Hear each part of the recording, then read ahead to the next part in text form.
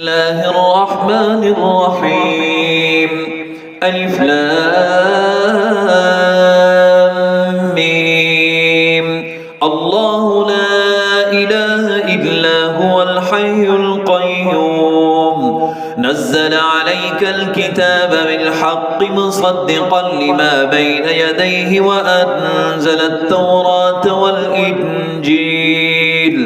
من قبل هدى للناس وأنزل الفرقان إن الذين كفروا بآيات الله لهم عذاب شديد والله عزيز ذو انتقام إن الله لا يخفى عليه شيء في الأرض ولا في السماء هو الذي يصوركم في الأرحام كيف يشاء